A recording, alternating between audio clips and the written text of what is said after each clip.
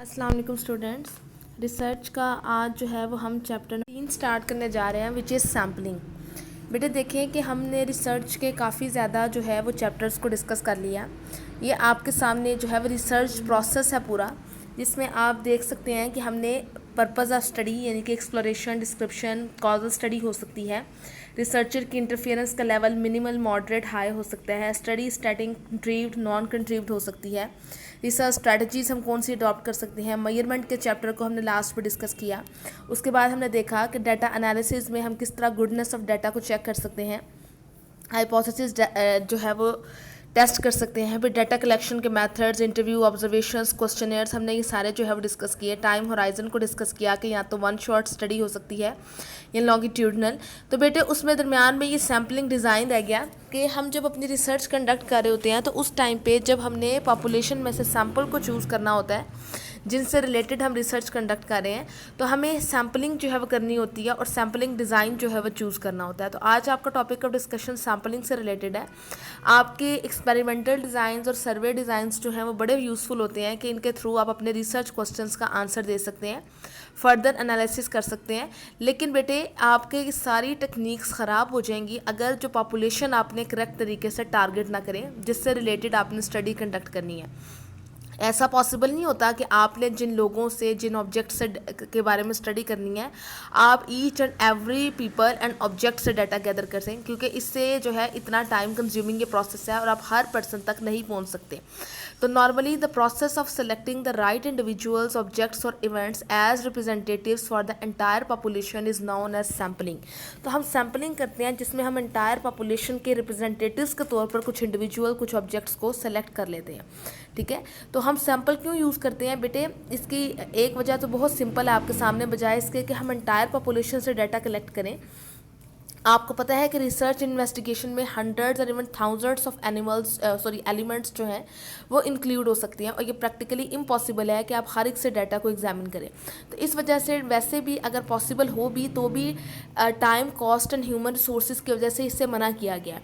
आप सैम्पल की स्टडी करते हैं रादर देन एंटायर पॉपुलेशन और इससे आपके सामने रिलायबल रिजल्ट्स आ जाते हैं। फिर आप उस बेस पे होल पॉपुलेशन के बारे में कंक्लूजन निकाल लेते हैं। तो इस तरीके से आप फटीक से भी बच जाते हैं और एरर के चांसेस भी जो है वो आपके सामने कम हो जाते हैं। जब आप लार्ज नंबर ऑफ पीपल से डाटा गैदर करेंगे तो उसमें एरर के चांसेस ज़्यादा होंगे। ठीक है, और इसके साथ साथ आप पूरी पॉपुलेशन को नॉलेज गेन करने के लिए, टेस्ट करने के लिए यूज़ नहीं कर सकते। कुछ तरह की जो है वो सैम्पलिंग ऐसी होती है कि अगर आप उसमें इस तरह पूरी पॉपुलेशन के बारे में डाटा गैदर करने लग पड़े, फॉर एग्जांपल कि आप जो है वो इलेक्ट्रिक लाइट बल्ब्स की जो लाइफ है उसको एग्जामिन करना चाहते हैं और इस मकसद के लिए अगर आप हर लाइफ बल्ब को बर्न कर दें, जला दें, ठीक है, किसी न किसी तरीके से, या आप देखें कि भाई उनको एग्जामिन करना शुरू कर दें, तो फिर तो कोई बल्ब बचेगा ही नहीं सेल करने के लिए। तो इसे बेटे डिस्ट्रक्टिव सैम्पलिंग कहते हैं। इस वजह से इस डिस्ट्रक्टिव सैम्पलिंग से मना किया गया और कहा गया है कि आप एक रिप्रेजेंटेटिव सेट को चूज़ करें एज अ सैम्पल और उसकी बेस पे आप पॉपुलेशन के बारे में कंक्लूजन ड्रॉ कर दें। अब बेटे सैम्पलिंग को मज़ीद स्टडी करने से पहले कुछ छोटे छोटे टॉपिक्स हैं जिनका आपको पता होना चाहिए, कुछ टर्मिनोलॉजीज़ हैं। सबसे पहले पॉपुलेशन। पॉपुलेशन क्या होती है? Refers to the entire group of people, events और things of interest that the researcher wishes to investigate. वो सारे लोग, इवेंट्स, पीपल, थिंग्स जिनके बारे में रिसर्चर इन्वेस्टिगेट करना चाहता है। ठीक है, ये वो लोग हैं जिनके बारे में रिसर्चर ने कोई कंक्लूजन निकालना होता है। फॉर एग्जांपल कि अगर एक कंपनी का सीईओ जो है वो ये जानना चाहता है कि वो कौन सी एडवर्टाइजिंग स्ट्रेटजी होगी जो हम अडॉप्ट करेंगे सिलिकॉन वैली या सियालकोट में। ठीक है, तो उस सूरत हाल में जितनी भी कंप्यूटर फर्म्स जो कि इस सिटी में लोकेटेड हैं वो सारी कंप्यूटर फर्म्स जो हैं वो पॉपुलेशन होंगी। इसी तरह तरीके से अगर जो है मैं स्टडी करना चाह रही हूँ कि मैं जो एब्सेंटिज़म के ऊपर एम्प्लॉई इफेक्ट चेक करना चाह रही हूँ कि वो कौन से फैक्टर्स हैं जो कि ऑर्गेनाइजेशंस में, मैन्युफैक्चरिंग ऑर्गेनाइजेशंस में एब्सेंटिज़म की तरफ एम्प्लॉयज़ को लेके जाते हैं। तो और मैं ये स्टडी सियालकोट में कंडक्ट करना चाह रही हूँ, लाहौर में कंडक्ट करना चाह रही हूँ, तो सियालकोट एंड लाहौर की जितनी मैन्युफैक्चरिंग कंपनीज़ होंगी वो सारी मेरी जो है वो पॉपुलेशन होंगी। तो इस तरीके से पॉपुलेशन जो है ये वो टारगेट ग्रुप होता है जिसके बारे में आप स्टडी कंडक्ट करने जा रहे होते हैं। ठीक है, उसके बाद बेटे एलिमेंट होता है कि एक पॉपुलेशन का जो सिंगल मेंबर है वो उसका एलिमेंट कहलाता है। यानी कि अगर आप एक 1000 ब्लू कॉलर वर्कर्स जो किसी पर्टिकुलर ऑर्गेनाइजेशन में काम कर रहे हैं, आपकी पॉपुलेशन वो है, तो हर ब्लू कॉलर वर्कर एक एलिमेंट है। ठीक है, और अगर जो है आपने 500 पीसीज ऑफ मशीनरी को जो है वो इंस्पेक्शन के बाद अप्रूव करना है। तो ये 500 मशीनरी जो है ये आपकी पॉपुलेशन और हर मशीनरी का जो हर मशीनरी का एक पीस है वो आपका एलिमेंट है, ठीक है। उसके बाद बेटे सैंपल आ जाता है। सैंपल पॉपुलेशन का सबसेट होता है। आप नॉर्मली पॉपुलेशन में से कुछ रिप्रेजेंटेटिव मेंबर्स को सिलेक्ट कर लेते हैं, तो ये जो है वो सैंपल कहलाते हैं। अगर आप 1000 ब्लू कॉलर वर्कर्स में से 200 मेंबर्स जो है वो ड्रॉ कर लें और 200 मेंबर्स को अपनी स्टडी के लिए यूज़ करें तो वो आपका सैंपल होगा, ठीक है। यानी कि 1000 ब्लू कॉलर वर्कर्स आपकी पॉपुलेशन है और उसमें से आपने 200 एज अ रिप्रेजेंटेटिव चूज़ किए तो वो आपकी जो है वो सैंपल है। इसी तरह से अगर आपने एक हॉस्पिटल में जिसमें 145 पेशेंट्स थे, आपने उसमें से 40 को सर्वे किया, 40 से जो है वो डाटा गैदर किया तो वो 40 आपका सैंपल था। तो सैंपल जो है वो पॉपुलेशन का सब ग्रुप होता है और आप सैंपल की बेस पे जो भी स्टडी करते हैं उसके रिजल्ट्स को ओवरऑल पूरी पॉपुलेशन पे अप्लाई कर देते हैं। फिर बेटे सैम्पलिंग यूनिट होता है। सैम्पलिंग यूनिट वो एलिमेंट होता है, सेट ऑफ एलिमेंट्स होते हैं जो कि आप सैम्पलिंग प्रोसेस के किसी स्टेज पे बना लेते हैं। जैसे कि इस तरह के बेटे देखें कि आप जो है वो स्टडी कंडक्ट करने जा रहे हैं डिफरेंट सिटीज़ के ऊपर, ठीक है, उनके स्पेंडिंग पैटर्न्स के ऊपर, तो आप सिटी ब्लॉक्स बना लेते हैं। सियालकोट में आप 2-3 ब्लॉक्स बना लेते हैं कि भाई हमने डिफेंस के एरिया से, कैंट के एरिया से, मॉडल टाउन से डाटा गैदर करना है। इसी तरह आप हाउस होल्ड्स के ब्लॉक्स बना सकते हैं कि भाई हमने इन एरिया के हाउस होल्ड से जो है वो डाटा गैदर करना है। इसी तरह अगर मैं कॉलेज में जो है वो कोई स्टडी कंडक्ट करने जा रही हूँ जिसमें मैं स्टूडेंट्स की जो है वो रीडिंग हैबिट्स को एक्सेस करना चाहती हूँ, तो मैं कॉलेज के अंदर डिफरेंट सैम्पलिंग यूनिट्स बना सकती हूँ। जिस तरह मैं बीबीए की क्लास को ले सकती हूँ, मैं जो है ना बीकॉम की क्लास को ले सकती हूँ, एमकॉम की क्लास को ले सकती हूँ। तो ये जो मैंने अलग अलग ब्लॉक्स बनाए हैं ये सैम्पलिंग यूनिट्स बनाते हैं। ये सेट ऑफ एलिमेंट्स होते हैं जिनसे हमने डाटा गैदर करना होता है। फिर बेटे सब्जेक्ट होता है। जिस तरह पॉपुलेशन के एलिमेंट को जो है वो एक एक ऑब्जेक्ट को एलिमेंट कहते हैं, इस तरह सैंपल के एक एक सिंगल मेंबर को सब्जेक्ट कहते हैं, ठीक है। तो अगर 200 मेंबर्स जो हैं वो आप 1000 ब्लू कॉलर वर्कर्स में से सिलेक्ट करते हैं सैम्पलिंग के लिए, तो 1000 तो पॉपुलेशन है, 1000 में से ईच मेंबर जो है वो एलिमेंट है।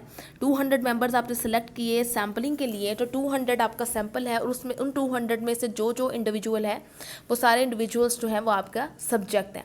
तो ये छोटी छोटी टर्मिनोलॉजीज़ थी। उसके बाद बेटे है sample data and population values. एक बात आपने याद रखनी है कि जब हम सैम्पलिंग करते हैं, हम जो सैम्पलिंग यूनिट्स बनाते हैं, एम्प्लॉयज़, कंज्यूमर्स, ऑब्जेक्ट्स जो भी लोग हैं वो हमें रिस्पॉन्स देते हैं। फॉर एग्जांपल हमें consumer responding to a survey question में गिव अ रिस्पॉन्स ऑफ 3। हमें क्वेश्चन कंज्यूमर से क्वेश्चन करते हैं और हमें 3 का रिस्पॉन्स दे सकता है, ठीक है। इस तरह हमें सारी हमारे सैम्पल से जो रिस्पॉन्सेज आएंगे हम उन रिस्पॉन्सेज को इकट्ठा करेंगे, एक स्टैटिस्टिक्स उसका डेवलप जो है वो कर लेंगे, यानी कि हम उससे उसकी बेस पर डाटा को एनालिसिस करेंगे, मीन मीडियन मोड निकालेंगे और उसकी बेस पे हमारे सामने जो रिजल्ट्स आएंगे हम पॉपुलेशन की करैक्टरिस्टिक्स को डिटर्मिन कर लेंगे, ठीक है। अगर हम सारी पॉपुलेशन को जो है वो स्टडी करें और मीन या स्टैंडर्ड डेविएशन सारी पॉपुलेशन का निकालें तो ये ट्रू नहीं होता बेटे, ये पॉसिबल नहीं होता और टाइम के लिहाज से भी ये पॉसिबल नहीं होता। पॉपुलेशन की जो वैल्यूज़ होती हैं, पॉपुलेशन का जो मीन मीडियन मोड होता है उसे पैरामीटर कहते हैं और सैंपल का जो मीन मीडियन मोड होता है उसको स्टैटिस्टिक्स कहते हैं, ठीक है। या आपके नीचे डायग्राम बनी है, आप देखें कि सैंपल के mean, standard deviation and variance, इसको जो है वो आप स्टैटिस्टिक्स कहते हैं। और पॉपुलेशन के जो मीन होता है, पॉपुलेशन का जो मीन होता है उसे म्यू से शो किया जाता है। पॉपुलेशन का जो स्टैंडर्ड डेविएशन होता है उसे सिग्मा से शो किया जाता है और उसका जो वेरिएंस होता है उसे सिग्मा स्क्वायर से शो किया जाता है। तो इनको पैरामीटर्स कहते हैं। तो पैरामीटर्स क्या हैं? The characteristics of the population such as mu, population के मीन को म्यू कहते हैं और पॉपुलेशन के स्टैंडर्ड डेविएशन को सिग्मा कहते हैं और पॉपुलेशन के वेरिएंस को जो है वो सिग्मा स्क्वायर कहते हैं। इन्हें पैरामीटर्स कहते हैं। ये सेंट्रल टेंडेंसीज डिस्पर्शन जो कि हम सैंपल में यूज़ करते हैं उनको तो हम उन्हीं नाम से यूज़ करते हैं, मीन मीडियन मोड के नाम से या फिर मीन, स्टैंडर्ड डेविएशन, वेरिएंस के नाम से, और इन्हें स्टैटिस्टिक्स कहते हैं। लेकिन पॉपुलेशन में इन्हें mu, sigma and sigma square कहते हैं। तो बेटे देखें कि जो सैंपल स्टैटिस्टिक्स होते हैं, यानी कि हम सैंपल की बेस पे जो डाटा गैदर करते हैं उस डाटा को के ऊपर जब हम एनालिसिस करते हैं, हम सैंपल का मीन निकालते हैं, सैंपल का स्टैंडर्ड डेविएशन निकालते हैं और सैंपल का वेरिएशन निकालते हैं। नॉर्मली इसका जो रिजल्ट आता है हम ये समझते हैं कि ये पॉपुलेशन के पैरामीटर्स के ही करीब है। हम इसकी बेस पे पॉपुलेशन के पैरामीटर्स को एस्टिमेट कर लेते हैं, ठीक है। तो पॉपुलेशन के बारे में हम कभी भी हर ईच एंड एवरी पर्सन से डाटा गैदर करने के बाद पॉपुलेशन के पैरामीटर्स फाइंड आउट नहीं कर सकते। हमें पॉपुलेशन के पैरामीटर्स को एस्टिमेट करना पड़ता है on the basis of sample statistics, ठीक है। तो आपने इस बात को याद रखना है। तो रिप्रेजेंटेटिवनेस ऑफ सैम्पल, ये एक छोटा सा टॉपिक है। The need to choose the right sample for a research investigation can not be overemphasised. हमने राइट सैंपल चूज़ करना होता है एक रिसर्च इन्वेस्टिगेशन के लिए, इसकी बहुत ज़्यादा ज़रूरत है। क्यों? क्योंकि सैंपल जो है वो एग्जैक्ट रेप्लिका ऑफ पॉपुलेशन होता है। सैंपल की बेस पे हमने पॉपुलेशन के बारे में कंक्लूजन ड्रॉ करने होते हैं। तो बेटे इस वजह से सैंपल को अच्छे तरीके से चूज़ करना बहुत इंपॉर्टेंट है। बहुत कम सैंपल मीन्स जो है वो एग्जैक्टली पॉपुलेशन मीन के इक्वल हो सकते हैं, ना ही स्टैंडर्ड डेविएशन सैंपल का जो वो है वो एग्जैक्टली पॉपुलेशन के स्टैंडर्ड डेविएशन के बराबर होगा। लेकिन बेटे अगर आप एक साइंटिफिक वे में अच्छे तरीके से सैंपल को चूज़ करेंगे तो फिर इस चीज़ को आप रीजनेबली तरीके से श्योर कर सकते हैं कि सैंपल के स्टैटिस्टिक्स जो हैं वो काफ़ी हद तक पॉपुलेशन के पैरामीटर से क्लोज हो सकते हैं, ठीक है। तो इस वजह से आपने जो भी रिप्रेजेंटेटिव पॉपुलेशन में से चूज़ करना है, आपने उसको अच्छे तरीके से एक साइंटिफिक वे में चूज़ करना है ताकि वो ओवरऑल पॉपुलेशन को अच्छे तरीके से रिप्रेजेंट कर सके।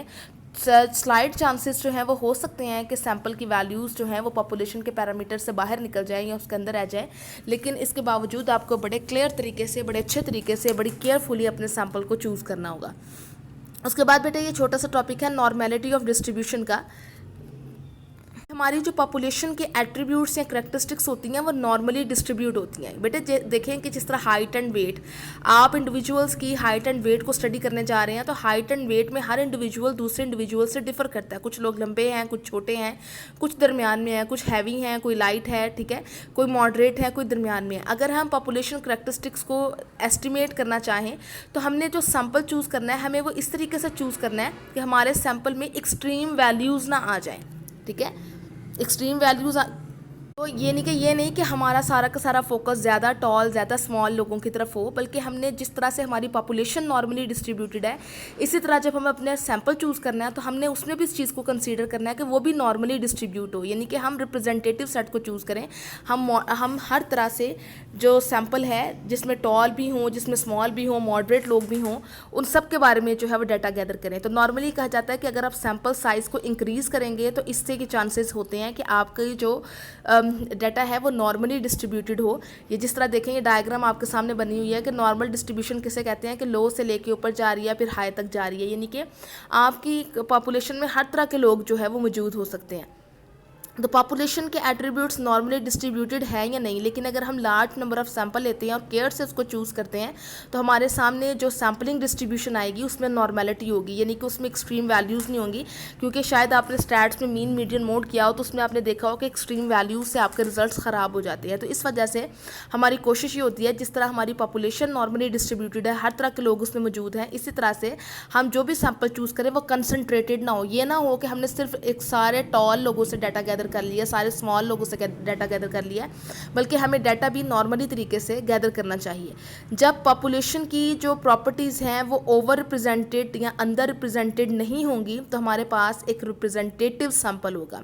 जब एक सैंपल जो है वो पॉपुलेशन के उन एलिमेंट्स पे कंसिस्ट करेगा जिसमें हाई एक्सट्रीम वैल्यूज़ होंगी, ठीक है, तो उस जो सैंपल का मीन है वो पॉपुलेशन के मीन से ज़्यादा हो जाएगा। लेकिन अगर सैंपल सब्जेक्ट जो है या सैंपल जो हमने चूज़ किया है उसके जो एलिमेंट्स हैं उसमें एक्सट्रीमली लो वैल्यूज़ हैं, ठीक है, तो उसका नतीजा क्या होगा कि सैंपल का मीन जो है वो पॉपुलेशन के मीन से कम हो जाएगा। तो इस वजह से बेटे अब जो भी सैम्पलिंग डिज़ाइन या सैम्पलिंग साइज़ जो है वो चूज़ करें, केयर जो है वो इस चीज़ की तरफ जो है वो रखें कि आप जो भी सैंपल चूज़ करें वो आपकी पॉपुलेशन का ट्रू रिप्रेजेंटेटिव हो, ना ही ज़्यादा एक्सट्रीमली हाई वैल्यूज़, ना ही ज़्यादा एक्सट्रीमली लो वैल्यूज़ को यूज़ करें अपने सैंपल के अंदर, अदरवाइज सैंपल के मीन पॉपुलेशन के मीन से डिफर कर जाएगा। तो अगर आप चाहते हैं कि आपका सैंपल जो है वो ट्रूली रिप्रेजेंट करे पॉपुलेशन की प्रॉपर्टीज़ को तो आपको सैंपल सब्जेक्ट्स को एक्सट्रीम्स के हट के चूज़ करना होगा, नॉर्मल डिस्ट्रीब्यूशन के साथ चूज़ करना होगा, ठीक है, क्योंकि सैंपल का जो नतीजा निकलता है उसे हम पॉपुलेशन के ऊपर जनरलाइज करते हैं। हम सैंपल की बेस पे ये डिसीजन मेकिंग करते हैं कि भाई ये जो रिज़ल्ट हमारे सामने आया है कि अगर हमने कॉलेज में स्टूडेंट्स की रीडिंग एबिलिटी को चेक करना है और हम इस मकसद के लिए हर स्टूडेंट से डाटा गैदर नहीं कर सकते, हम कुछ डिपार्टमेंट्स के स्टूडेंट से डाटा गैदर करते हैं और हम करते क्या है कि जो निकम्मी किस्म की क्लासेस हैं हमने उन्हीं को अपना फोकस बना लिया हुआ है, उनसे डाटा गैदर कर लिया है उसकी बेस पे हम क्या करेंगे, उसकी बेस पे जो हम रिजल्ट निकालेंगे वो ये होगा कि स्टूडेंट्स की रीडिंग कैपेबिलिटी जो है वो अच्छी नहीं है इन फैक्टर्स की वजह से, और हम ओवरऑल इस बात को पूरे कॉलेज के ऊपर अप्लाई कर देंगे। तो इस वजह से बेटे ये बड़ी इंपॉर्टेंट चीज़ है कि अगर आप अच्छा सैम्पल चूज़ नहीं करेंगे तो आप जो जनरलाइजेबिलिटी करेंगे पूरी पॉपुलेशन की बेस पर वो ख़राब हो जाएगी। तो इस वजह से आपको सिर्फ एक एरिया पर कंसनट्रेट नहीं करना, बल्कि आपने कॉलेज में हर जगह से एक नॉर्मल तरीके से हर क्लास से आप कुछ कुछ स्टूडेंट्स से लेकर डाटा गैदर कर सकते हैं, और इस तरीके से आप एक नॉर्मल डिस्ट्रीब्यूशन के साथ सैंपल के रिजल्ट्स को ड्रॉ कर सकते हैं, और सैंपल की बेस पे आप अपनी पॉपुलेशन के बारे में डाटा जो है वो गैदर कर सकते हैं। जिस तरह एक एग्जांपल और आपके साथ शेयर करती हूँ, a restaurant manager might want to find the reaction of customers to new item added to the menu to determine whether or not it has been popular and worthwhile addition. एक restaurant manager ने menu में एक नई item add की और वो consumer के reactions को देखना चाहता है कि क्या ये पॉपुलर है, ये वर्थेबल है। For this purpose the first 15 people who choose the special item might भी इंटरव्यूज़। इसके मकसद के लिए वो क्या करेगा, जो पहले 15 लोग आएंगे जिन्होंने ये आइटम चूज़ की वो उन्हें इंटरव्यू करेगा और उनके रिएक्शंस को ऑब्टेन करेगा। In such cases having instant information में बी मोर गेनफुल। अब ये वो केस है जहाँ पे इंस्टेंट इन्फॉर्मेशन हासिल करना ज़्यादा गेनफुल था, क्योंकि उसने जल्दी से इस चीज़ का आइडिया करना है कि क्या ये जो मैंने नया आइटम एंटर किया है अपने मेन्यू में ये मुझे एंटर करने रखना चाहिए या मुझे इसको निकाल देना चाहिए। ठीक है, तो ये कुछ केसेस में आपको इंस्टेंट किस्म के फीडबैक की ज़रूरत होती है, तो उसमें आप इंस्टेंट किस्म का जो भी आपके सामने लोग आए आप उन्हें conveniently as a sample choose कर सकते हैं। जबकि कुछ केसेस ऐसे होते हैं जिसमें आप ऐसा काम जो है वो नहीं कर सकते। ठीक है, उसमें आपको एक्यूरेट तरीके से जो है वो देखना पड़ता है, आपको सैंपल को चूज़ करना पड़ता है। जैसे मैंने ऊपर आपको कॉलेज स्टूडेंट्स की एग्जांपल दी कि यहाँ पे अगर जो फर्स्ट 15 स्टूडेंट्स कॉलेज में एंटर हों और आप उनसे इंटरव्यू कर लें तो उसकी बेस पे आप पूरे कॉलेज के बारे में ये डिसीजन नहीं ले सकते कि सारे कॉलेज के स्टूडेंट्स की रीडिंग जो कंप्रीहेंशन है वो ख़राब है। तो इस वजह से बेटे देखिए आपकी सिचुएशन पर डिपेंड करता है कि आपके लिए क्या सूटेबल है। आपको इंस्टेंट जो लोग अवेलेबल हैं उनसे सैम्पलिंग करनी है या आपको नॉर्मल तरीके से केयरफुली अपने सैंपल को चूज़ करना।